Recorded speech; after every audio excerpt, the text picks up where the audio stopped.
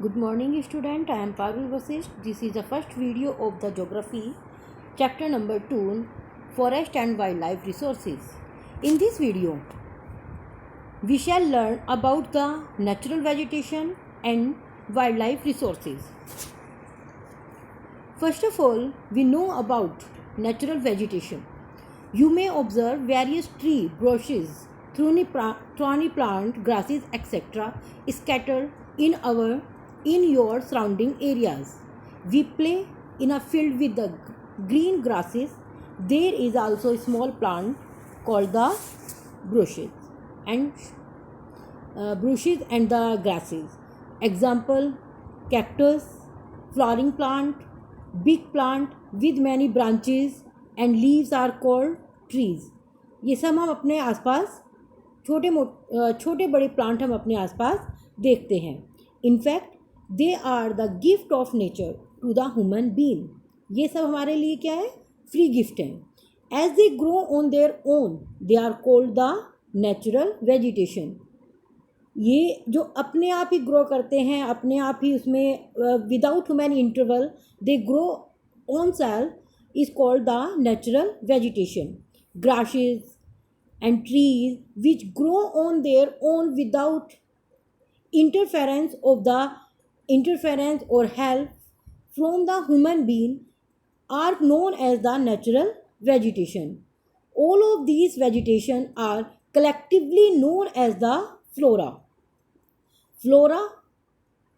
Plant species. Now we discuss biodiversity. It is a second topic of this chapter. Biodiversity.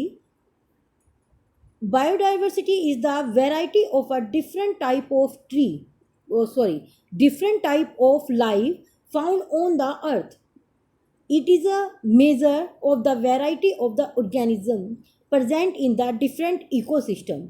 This can refer to genetic variation within an area, ecosystem variation within an area, and species variation within an area.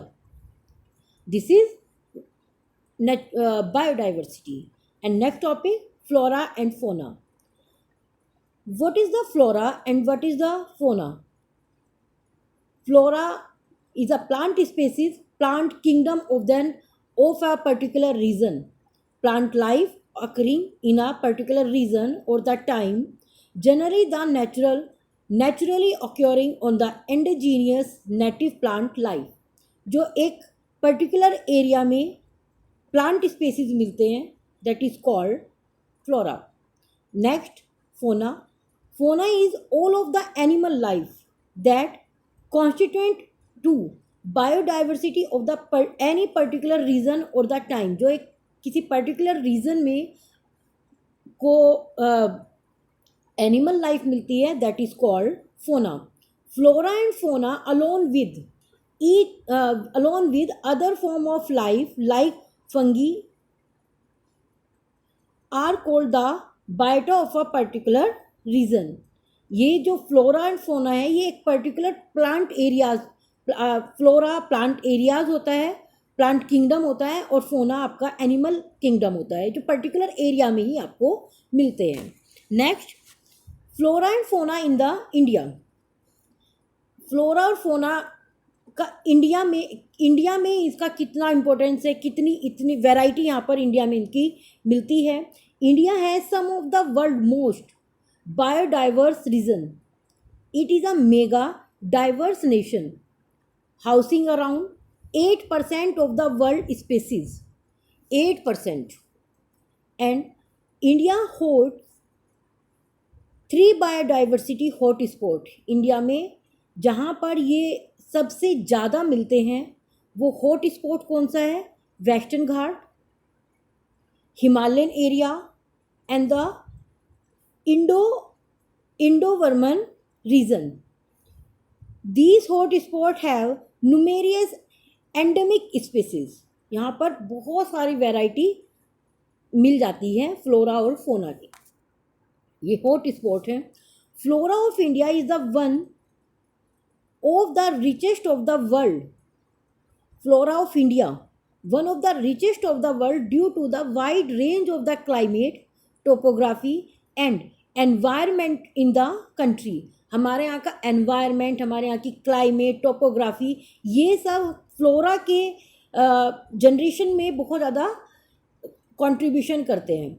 These are over 15,000 species of the flowering plant in India. 15,000 flowering plant India में मिलते हैं, which account of 6%, जो world का total 6% contribute करता है. India cover more than 45,000 species of the flora. हमारे यहाँ पर इंडिया में नियर अबाउट 45,000 फ्लोरा की वेराइटी है, out of which these are the several species they are not found in the anywhere else.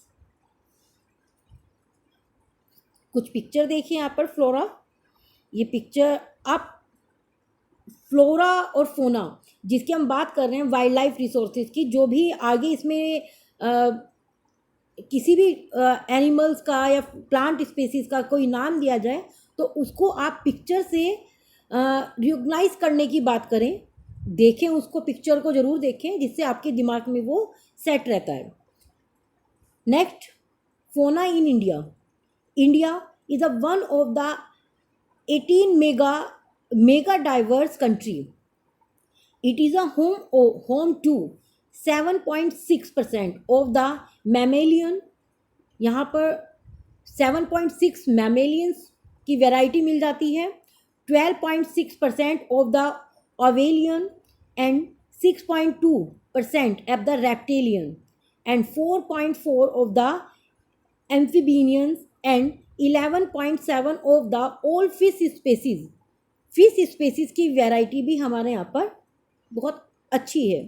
India is the home of several well known large mammals including. हमारे यहाँ पर बहुत सारे mammals variety भी बहुत अच्छी है यहाँ पर, जैसे Asian elephant, Bengal tiger, Asiatic lion, leopard and Indian rhino etcetera.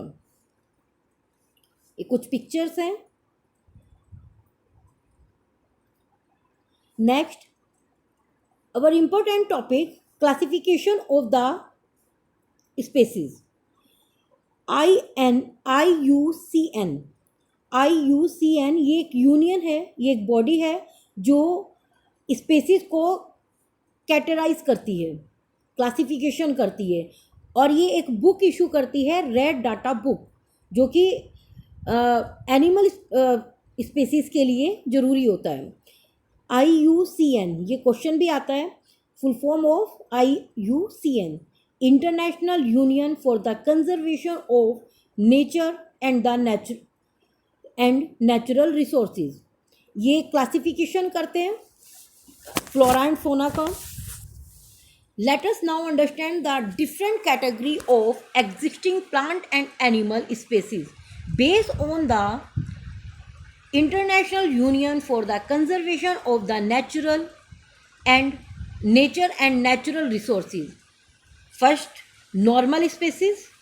Second, ये कैटेगरी बनाते हैं, IUCN कैटेगरी बनाती है स्पेसीज की. इन्होंने 6 कैटेगरी बनाई हुई है. Natural species, endangered species, vulnerable species, rare species, endemic species and existent species. First of all, we read normal species. Normal species whose population level are considered to be normal for their survival, such as the cattle, साल, pine, rodent etcetera. ये वे species हैं जिनकी category बहुत ही normal होती है. जैसे आप देख सकते हैं यहाँ पर ये कुछ पिक्चर ये दिखाई हुई हैं, कैटल दिखाए हुए हैं, स्क्वेरल्स दिखाए हुए हैं, कुछ ये प्लांट हैं आपके, ये नॉर्मल स्पेसीज में है. डॉग भी नॉर्मल स्पेसीज में ही है. Next, endangered species. Endangered species में वो स्पेसीज आते हैं जो बहुत ही डेंजर्स में है. These are species which are in a dangers of the existence. The survival of such species is difficult if the negative factor that have lead to the decline in their population continue to operate. अगर negative factor, इनकी population के जो negative factor हैं इनको ख़त्म करने के, अगर वो नेगेटिव फैक्टर हटाए नहीं गए तो ये एंडेंजर्ड स्पेसीज में ही काउंट होते हैं। जैसे lion tails, macaque, black buck, tiger, Indian rhino, ये सब क्या है, एंडेंजर्ड स्पेसीज में आते हैं। And crocodile, Indian wild eggs, ये सब क्या है, एंडेंजर्ड स्पेसीज में है। देखिए पिक्चर्स हैं, पिक्चर जरूर देखनी चाहिए आपको। Next, vulnerable species. Vulnerable species में कौन आते हैं, जो हमेशा जिनकी कैटेगरी अगर इनकी पॉपुलेशन को के ऊपर ध्यान ना दिया गया तो ये भी एंडेंजरस स्पेसीज में ही हो जाएंगे, आ जाएंगे। These are species those population has decline to level from where it is likely to move into the endangered category in the near future if the negative factor continue to operate। अगर इनके negative factor को हटाया नहीं गया, remove नहीं किया गया, तो ये वल्नरेबल स्पेसीज भी कौन से उसमें कैटेगरी में आएंगे, एंडेंजरस स्पेसीज में आ जाएंगे। Example, blue sheep, Asiatic elephant, Gangetic dolphin and penguin, ये सब क्या है, vulnerable species. Second, third, rare species. Rare species जो बहुत ही दुर्लभ होते हैं, बहुत ही रेयरली मिल जाते हैं। Rare species is a group of organism that are very and common and the scarce. Species with small population may move into the endangered and the vulnerable category if the negative factor affecting them continue to operate. For example, Himalayan brown bear, wild Asiatic buffaloes, desert fox and hornbills etc. ये वो हैं जो बहुत ही rare मिलते हैं। अगर इनके negative factor को ख़त्म ना किया गया तो ये भी आपके वल्नरेबल और एंडेंजरस स्पेसीज की कैटेगरी में इंक्लूड हो जाएंगे। Next, endemic species.